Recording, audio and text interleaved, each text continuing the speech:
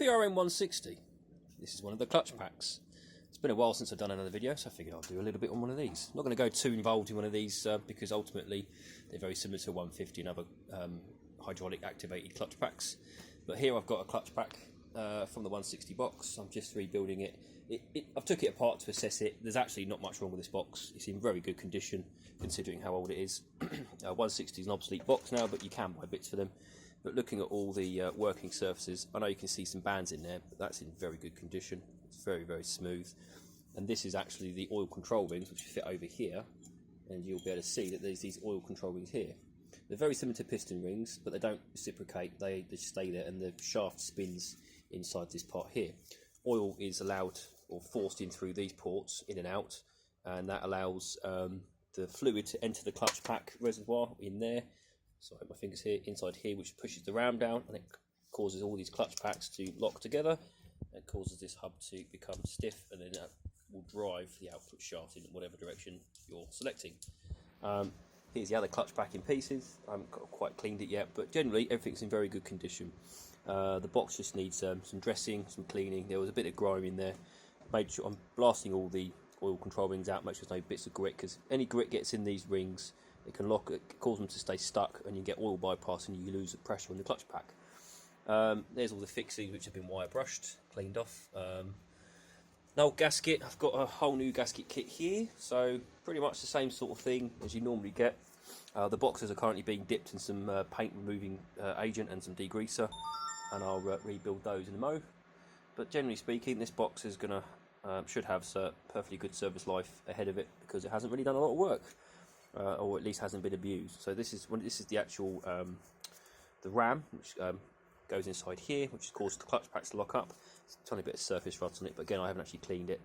That's just because it's been outside in the cold, but nothing major there. So and there's some thrust bearings and other knickknacks and whatnot.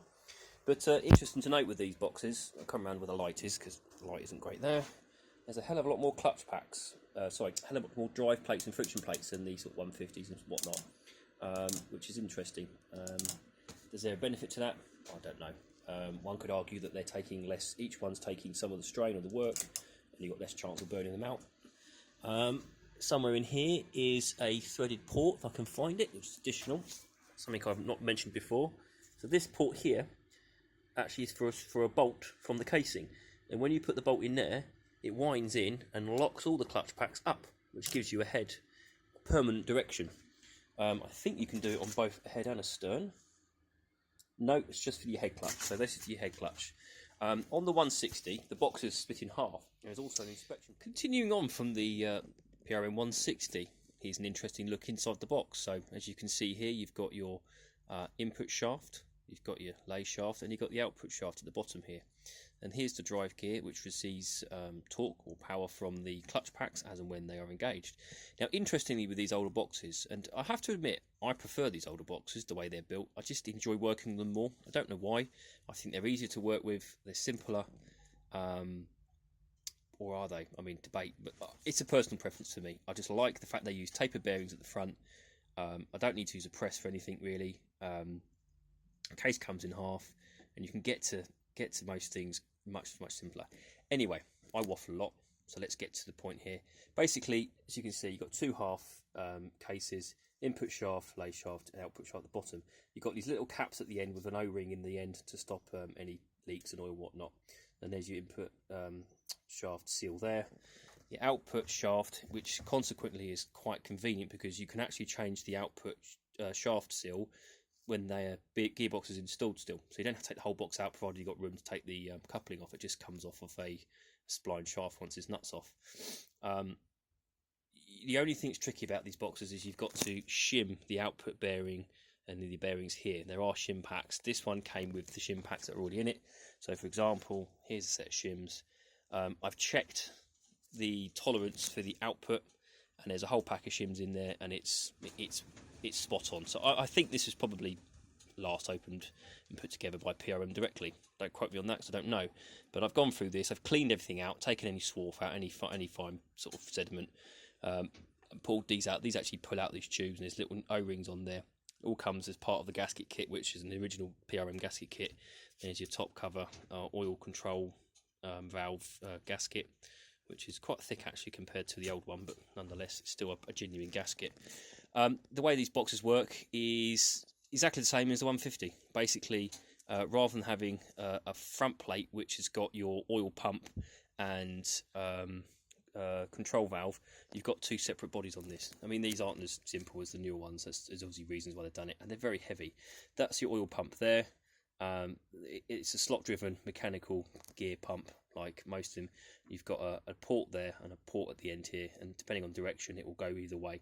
You can set these up for reverse rotation, which is one advantage of these boxes. And this is your oil pump control body, and this actually bolts straight to the top plate, which is over there. So they're not as simple in terms of what's going on. They're not as integrated as the newer boxes. I just like these more. I don't know why. I like the fact that you can put the case down, clamp it, and you can kind of work on it as you're doing it. But basically, the way they work is very simple. Input shaft comes in, and again, this is delivering torque mechanically all the time. These are always spinning with the engine. Both of these are spinning all the time. So only when these clutch packs are engaged with oil pressure, which will be delivered through one of these, vice versa, that then the hubs here, or the output gears if you like, will lock up. And once these lock up, the other side will free spin depending which way around it goes, and then the output shaft will spin to give you drive. That's it really. These are always running and always delivering oil flow to lubricate the bearings, so that's one advantage as well. The control valve and the pressure release valve is inside here. I'll show you this. This is upside down. This has already been taken apart and cleaned out, and our new seals and stuff are in there. Just need a little bit of a polish up. All the paint's been stripped off. That was a bit stubborn, that paint. It's going to get a new lick of paint anyway.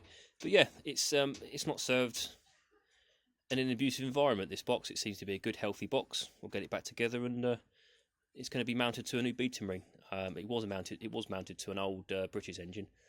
The name eludes me. It's possibly a Russell Newbury, but don't quote me on that. Anyway, if you go back to my PRM150, or if you go back to the PRM Delta, I go into far more depth about how these clutch packs work.